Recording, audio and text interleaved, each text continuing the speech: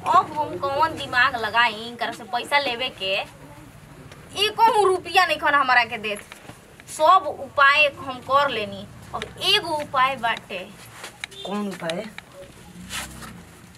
कौन उपाय करे के बा? रउआ पैसा लिए नहीं ना देला साला। हम 3 दिन घामा में हमारे ईटा जोड़वैलो ह पैसा। रउआ जाके अभी लेके आई पैसा। हैं? अभी लेके आई पैसा। हमर लिपस्टिक नहीं खे, हमर पाउडर नहीं खे, हमर गहना नहीं खे। एही तरह हम रहम मुस्मात बन के। ना हमारा जियते तू मुस्मात कैसे हो जीबू? कितना रुपया लगता है? 5000 अभी लेके आई। काहे से कि अभी हमारे लैक्मी के खरीदम लिपस्टिक, पाउडर, क्रीम और ओकरे बाद हमारा के गहना के पैसा चाहिए। माने 5000 में हो जाई? अभी हमारा के फिलहाल में 2 घंटा के बाद हमारा के फिर 50,000 रुपया चाहिए। ठीक है, को है ना कि तोरा 55,000 रुपया चाहिए। हाँ 2 घंटा के बाद चाहिए हमके। काहे से कि पहले लिपस्टिक खरीद लेम तब न तनी मार्केट उर्केट निकलम। अच्छा हाँ जा तनी व्यवस्था करे। आ एगो बात कही, हाँ गौवा में कहे लसन हम नहीं कहत। हाँ कहत असन तोर मेहररुआ पढ़ल लिखल बिया, बीएससी कौन का बीएससी कौना क्लास में बाड़ू? हम बीएससी में बढ़ नहीं बनी तो। तो मैंने कहत असन बीएससी माने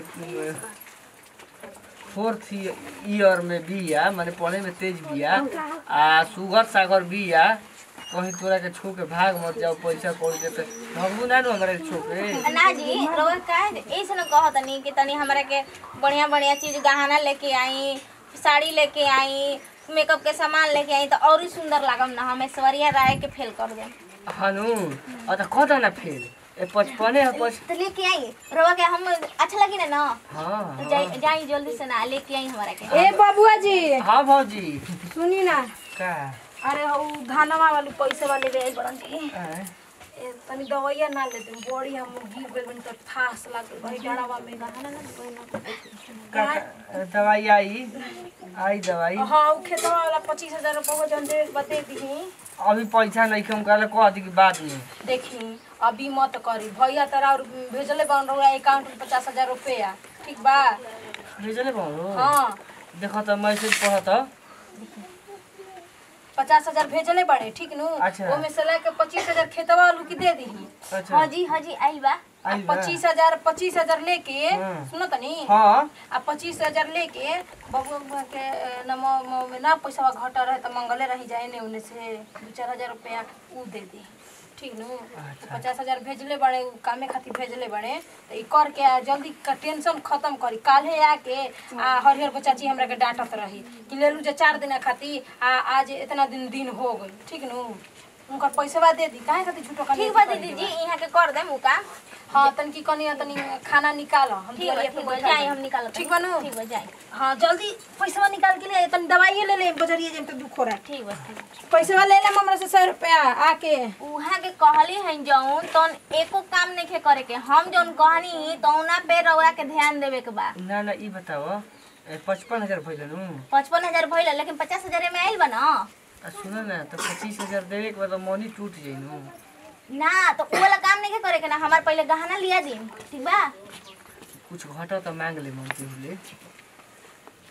पहले ई वाला ना पैसा के गहना लिया देम ओकरे बाद मांग उंग के उनकर कर्जा उर्जा जौन भी होगा टाइम भर देम। हानु हम बहुत प्रेम करी ना तारा ले।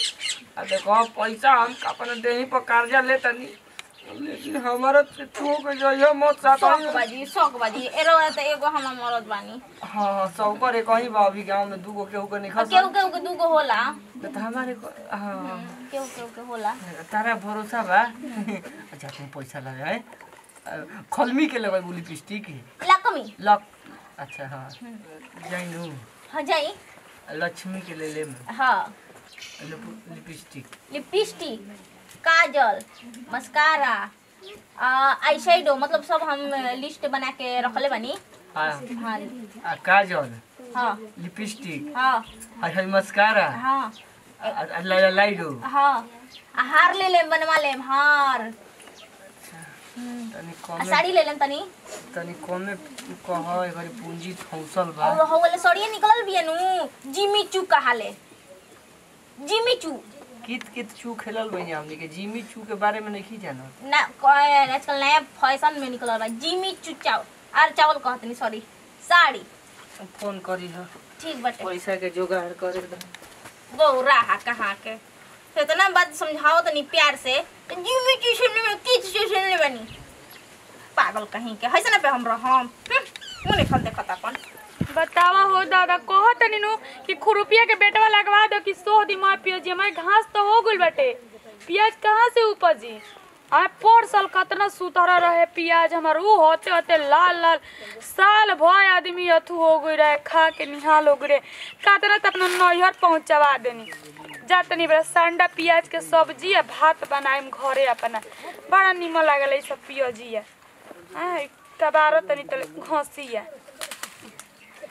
एगो तो मेहरारू सन के बुझात नहीं के ले गोली मांग के कि द प्याज सोए के बा आ बेटवे तूर देली कितना बनेचर हड़ी लो भौजी के हो हम है रामलाल भौजी का हो रामलाल एने का हो आई मैं आई देखा धंगिया जाने बेटा रोपले में धनिया उनिया छोड़ा ना भौजी बड़ा एगो इमरजेंसी आ गइल बा उ का कहला हो माने इमरजेंसी जरूरी काम अच्छा आई आई ये माई आराम। गोड़वा टूटले माई ये माई देखो तोरा प्याज सोहतनी तो इमरजेंसी कहां बा ना काम इमरजेंसी बा भौजी जानत हो का इमरजेंसी हो गइल बा समाचार सुनावो समाचार चोरा लेले बा ओसन हमार के हो कौन नतिया हो लिख के धइले रही कोनो चोरा लेला अब बेटा वही का कहता तू मजाक करता हम बुझ गइनी बोल छोड़ा ना हां एगो बात बताओ 50,000 रुपया दो ना आई दे हो दे दादा दे दे भौजी 50,000 रुपया तनी मुनी रकम होखेला हो ए भौजी देखो अरे आजकल 50,000 रुपया जेकरा भी बा ओकरा का भी बहुत बाटे 50,000 रुपया कम मत समझ तू बुझाइल ए भौजी हम जानता हूँ धान बेचम नु हां सारा के 55,000 दे देम 5,000 बेसी तारा घर धान बा का सब तो लेकिन के अब बतावा कि 500-400 मजदूरी करे वाला आदमी के हम 50,000 रुपया दे के अपन हाथ काट ली हो बेटा हुआ कैसन तू बतियावा तड़ा आ घरे पैसा आइलो नहीं सब तो बैंक में रखा है धान बेचाइल तो ए भौजी देखो 50,000 के काम पर तो दूसरा भी ना हम तोहरे भी दौड़ ले जानता नहीं कि तू ही एगो मदद कर सके अभी तो देले बनी 11,000 रुपया तो ओकर सूद भइल बाटे 15,000 उ देबे ना कइला अब कहां से दी तू ही बतावा तो भौजी दो ना देखो मेहरारू के लिपस्टिक आ लुगा आ उठलाली और हाईलाइनर और का आई हो ना जाइब ई कौन मेहरारू के चालो के मरद के कुछ रहो चाहे ना रहो आ चाहे कि होय द हो द इहो कोनो मेहरारू हैसन ए भौजी दो ना 50,000 बहुत चुका देम भौजी टेंशन मत हम चुका देम ए बेटा वही क्या कहत रहो है खेती बधारी में हाथ गोड़ छुअत रह के देखी त का कही ई मत करो बुझाइल कोई बा ना भौजी से छुअम ना देखो हम 50,000 ना देम जब रिगिर करत तोड़ा तो हम घर में काम लगावा तनी काम करके सधा दिया चल हम तोरा के 10,000 रुपया देतनी भौजी 10,000 ना बढ़ावा ना हम एकरा से बेसी ना देम बबुआ तार नौकरी नहीं केनु तार खेत बाजार नहीं केनु कि दे दी तो कबहू लड़ के ले ली रोजी मजदूरी करे ला नहीं अच्छा 20,000 दे दो भौजी सुना 10,000 के तारा घरे काम कर देम आ 10,000 हमारे के और दे दो हम दे देम पहुंचा देम भौजी ज्यादा इतना व्यवहारे बनैले बड़ा सुख दुख में आट जाला तो चला 20,000 दे देतनी लेकिन ओकरा से बेसी ना देम आ तारा के हम तारा के टाइम देतनी 3 महीना के अंदर पहुंचा दियो 2.5 महीना में हम दे देम भौजी हां चल 2.5 महीना और जा हमारे पतोहिए से मांग लियो अच्छा हमार मेहरारू सुगर लागे लेकिन ना हां देखी हो कैसे तारा पे रोगुल बेचारी ओकरो बुद्धि ठीके देले बन भगवान तो तारा पे कोनो मेहरारू रहती सन हो आय इतना ना कमा लो ना धमा लो आय इतना बौरा लेखा रहल तनी बढ़िया से रहत तब नु बौरा अच्छा छोड़ा ना तू 20,000 रुपया दो जा हमर बड़की पतोहिए से मांग लियो कहियो कि चाची भौजी कहली है अब नहीं कि आई दे जाऊ ना से हां अच्छा बहुत धन्यवाद भौजी तहार है लेकिन पहुंचा दियो बाबू देखो जैसे इज्जत हम रखतन जैसे तू हमारी इज्जत रखिया कैसे कि टोला में पैसा इतना बटा गइल बनू कि अपन हाथ लगा कि कटा जाई जान जाइया ठीक बाटे ठीक नु जा बहुत बताओ तोहरो लेखा मरद होके के चाहिए बेचारा पागल बौरा होके अपना मेहरारू के सिंगार बिना एकदम खुश कैले रहला सिंगार दे के आए जी हमनी के बानी तो ना 10 रुपए के चूड़ी किने खातिर सोचे नहीं जा 55,000 के गहना मंगैले बिया हनु आ चाड़ी उड़ी कुल अपने हमारा ले मंगाइले बिया हम खुश रही ना।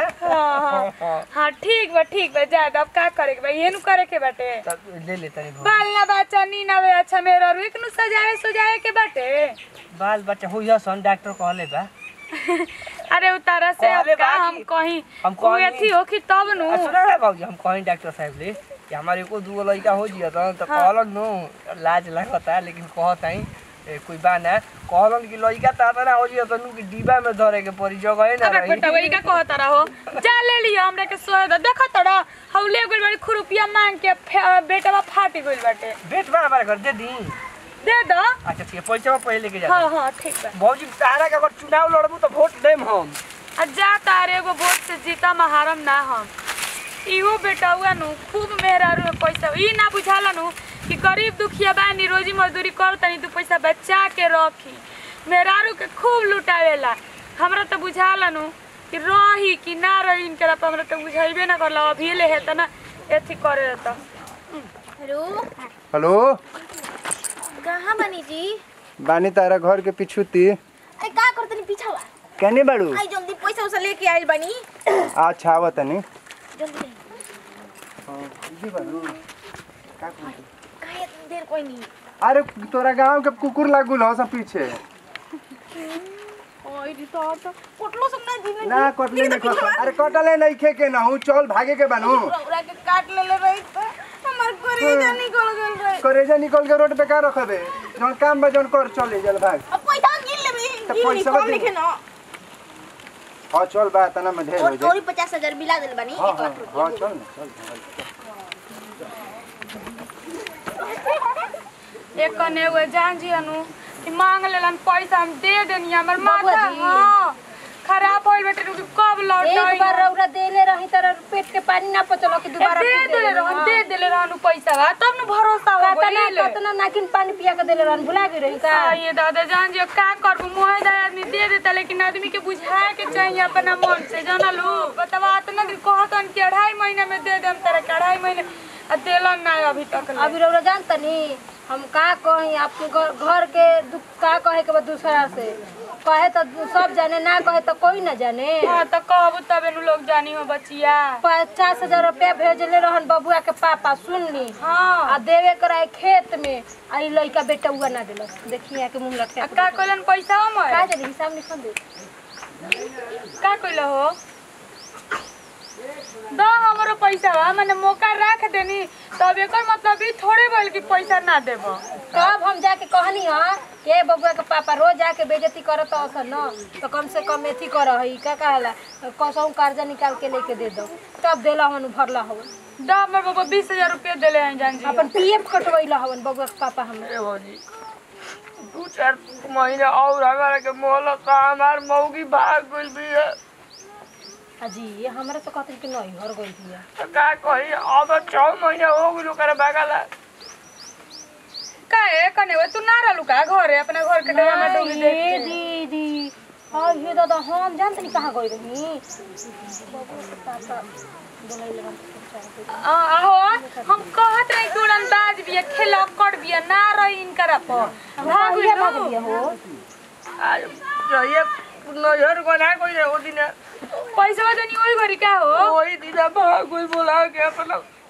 भौजी 20,000 ना हमारे 7.5 लाख के कर्जा में डाल के भाग गई होय हो दादा मरद कैसे भरी हो पागल सन का मरद मजदूरी करे वाला कोनो पढ़ल लिखल त नहीं कन के कोई नौकरी हमरा से भरवाई नथी हम हमर कुछ मर्दा के दिन नहीं भर हमरा के 30,000 रुपया तू कहीं से कमा के दे दा आना त जान जी बाबू बाबा ही उखाए ले हम ना दे। त टिपा सही लागल बटे ले ले बड़ा त असै हम ना कह दनी पते से त दे देला हमार बबरी उखाड़े तो तारा पैसा ना मिली हमार एगो किडनी उखाड़ दो तू बेच दिया हां त उ होइबे करी जे कर्जा देले बहुत आइबे करी मांगे नथी जा लो मेरे मत कर मुंह न चाहिए जो कर लो मेरे तू को हमर दे हम दुख में माई हमारे के मार भगा के लाई रे कोई सहन लोनी बिया हो दादा की भाग चल गइल बताव कैसे आदमी होखेला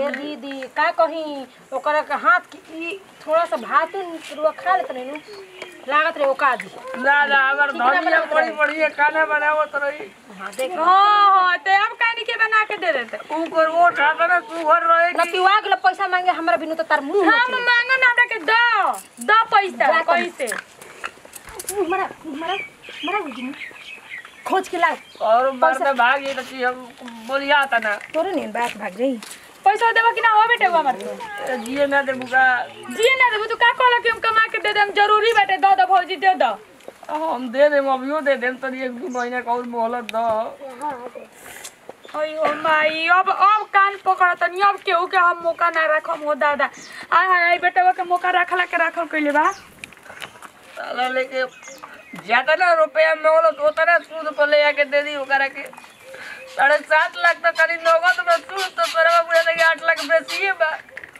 हमारा के बर्बाद को के चल गेल गरीब आदमी के